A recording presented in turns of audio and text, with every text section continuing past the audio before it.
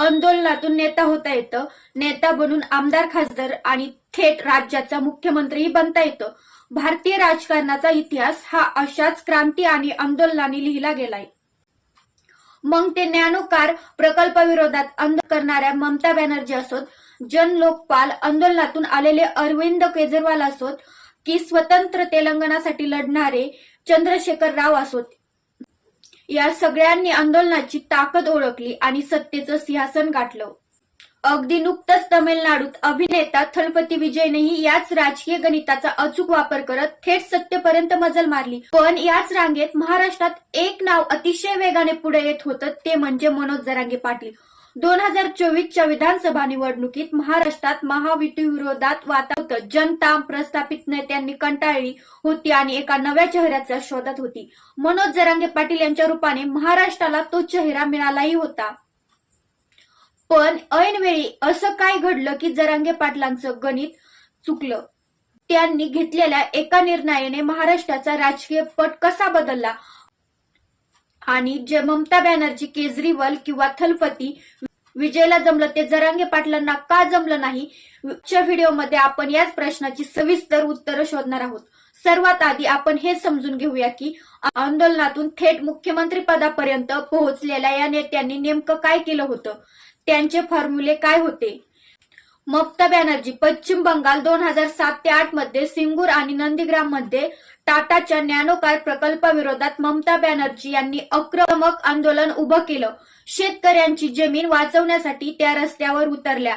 डाव्या आघाडीच्या बलाढ्य सरकारला त्यांनी थेट आव्हान दिलं. आवाच्या जोरावर 2011 मध्ये बंगालच्या मुख्यमंत्री बनल्या. पुढे तब्बल 15 वर्षे त्यांनी सत्ता राखली. अरविंद केजरीवाल 2011च्या अण्णा हजारेंच्या जन लोकपाल आंदोलनातून अरविंद केजरीवाल नावाचा सामान्य चेहरा पुढे आला. त्यांनी भ्रष्टाचार विरोधात लोकांच्या मनात असलेला राग ओळखला. आंदोलनाचं रूपांतर आम आदमी पार्टी या राजकीय पक्षात केलं आणि अवघ्या काही वर्षात दिल्लीत काँग्रेस आणि भाजप सारख्या मोठ्या पक्षांना धूळ चारत ते 3 वेळा मुख्यमंत्री झाले.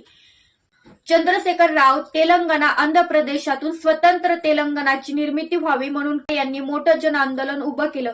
तेलंगणा राष्ट्र समिती पक्षाची स्थापना करून त्यांनी आंदोलनाला राजकीय दिशा दिली. 2014 मध्ये जेव्हा स्वतंत्र तेलंगणा अस्तित्वात आला तेव्हा ते तिथले पहिले मुख्यमंत्री बनले. विजयने थेट रस्त्यावर उतरून आंदोलन केली तरी त्याने आपल्या सरकार मेरसल सारख्या चित्रपटातून थेट व्यवस्था आणि भ्रष्ट राजकारणावर प्रहार केला. त्याने जनतेची नाडी ओळखली, कळमघळ पक्षाची स्थापना केली आणि वर्षभरातच तमिळनाडूच्या सत्तेच्या सिंहासनापर्यंत पोहोचला. आता येऊया महाराष्ट्रात.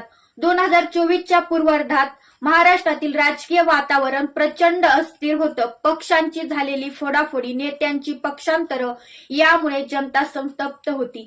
महाविकास आघाडी असो की महायुती, प्रस्थापितावरून लोकांचा विश्वास उडू लागला होता. अशातच जालना जिल्ह्यातील अंतरवाली सराटी येथून मराठा आरक्षणाचा लढा घेऊन मनोज जरांगे पाटील नावाचा एक वादळ उठलं.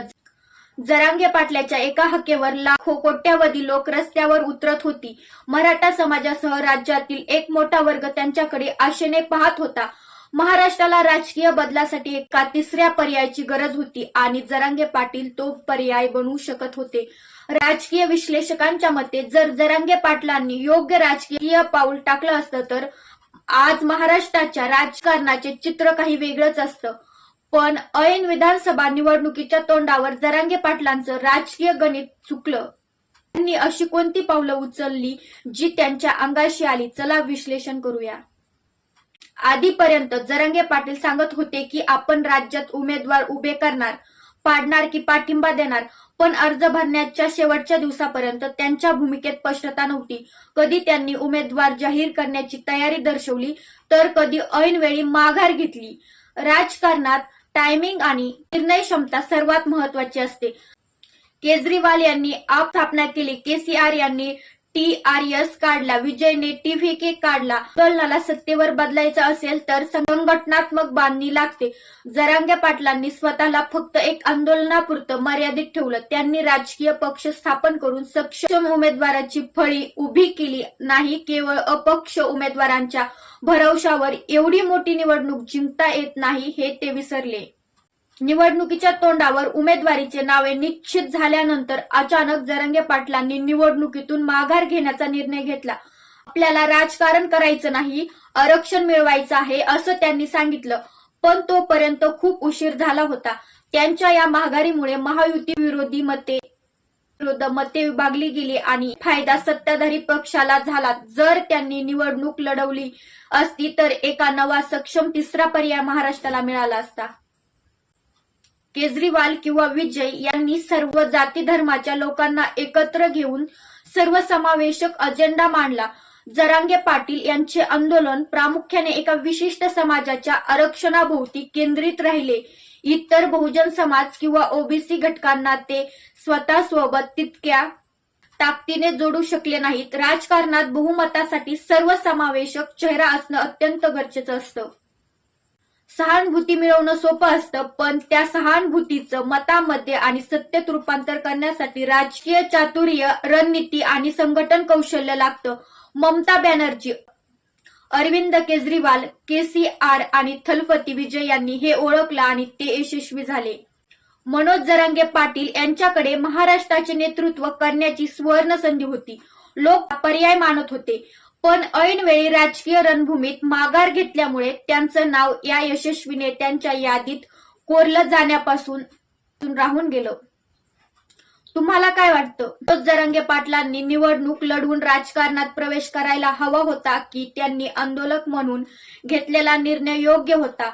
तुमच्या प्रतिक्रिया कमेंट्स बॉक्समध्ये नक्की कळवा. व्हिडिओ आवडला असेल तर लाईक, शेअर करायला विसरू नका. धन्यवाद.